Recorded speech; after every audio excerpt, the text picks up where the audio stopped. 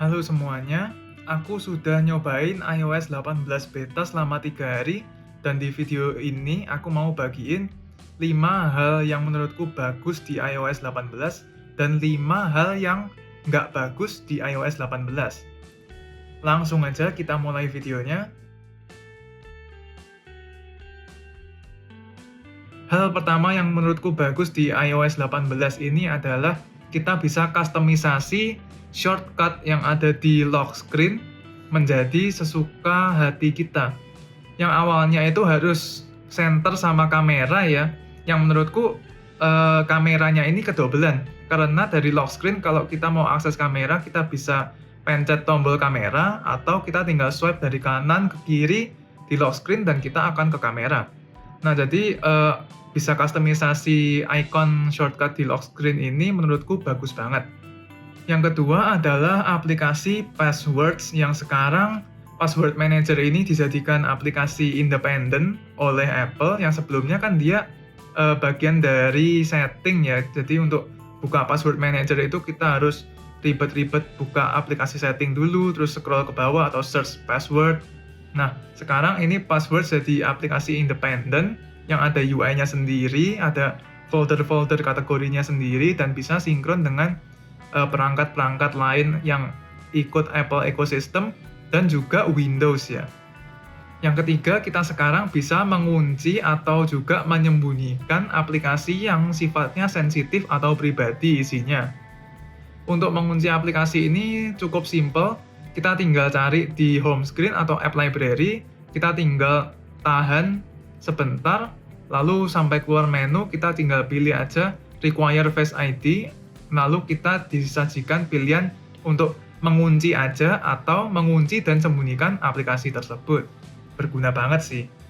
Yang keempat adalah yang paling sering dibahas yang mungkin di iOS 18 dan menurutku juga bagus, kita dapat tampilan baru yang fresh ya, yaitu icon-icon dark mode dan juga icon yang bisa di custom warnanya di settingan tinted ya.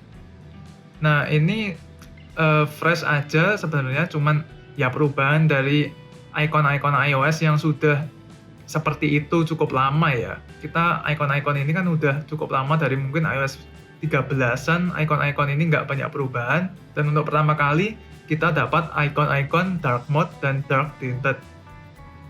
Hal bagus kelima dari iOS 18 adalah kustomisasi di control center, di mana kita sekarang bisa lebih leluasa, lebih bebas dalam mengatur icon-icon dan item-item atau settingan yang ada di control center. Mulai dari ukuran, jumlah, dan tata letak, sekarang kita bisa atur sendiri sesuai keinginan kita. Nah, selanjutnya setelah 5 hal yang bagus di iOS 18, kita akan beralih ke hal-hal buruk, 5 hal buruk di iOS 18. Hal buruk pertama di iOS 18 adalah masih menyangkut control center ini. Karena control center ini sekarang leluasa bisa di-setting atau bisa di-kustomisasi, akhir-akhirnya control center ini menurut saya terkesan agak chaos ya, agak kacau. Tampilannya itu nggak terkesan clean, nggak bisa terkesan simple kayak iOS yang dulu-dulu. Hal buruk kedua masih aja di control center adalah settingan untuk konektivitas yang sebelumnya itu gampang banget untuk setting airplane mode, Wi-Fi, Bluetooth, dan mobile data. Sekarang menurutku jadi agak ribet karena untuk setting Bluetooth dan mobile data, personal hotspot itu kita harus buka lagi, pencet dan tahan di area konektivitas, baru kita bisa akses Bluetooth dan mobile data.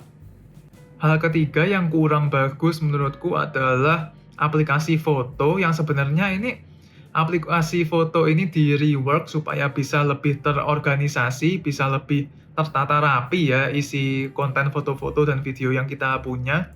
Tapi sayangnya di UI-nya aplikasi foto ini menurutku malah terlalu ribet dengan banyaknya rekomendasi album-album yang dibuatkan oleh aplikasi ini sendiri, terlalu banyak option-option, pilihan sortir, filter, dan lain-lain, yang malah menjadikan tampilannya itu overwhelming dan terkesan banyak gimmicknya.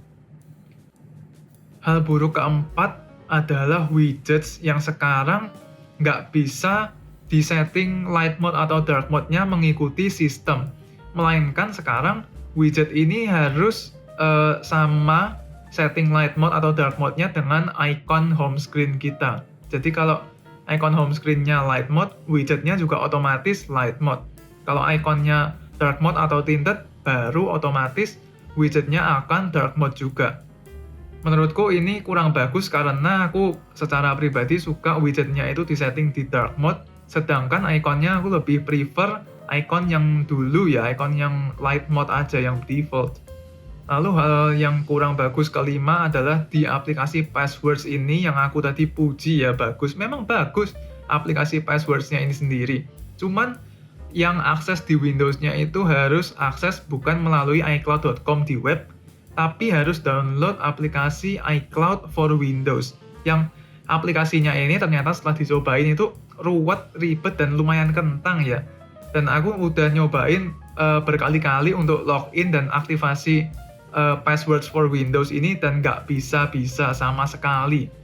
Oke, jadi itu adalah 5 hal yang bagus di iOS 18 dan 5 hal lagi yang kurang bagus di iOS 18.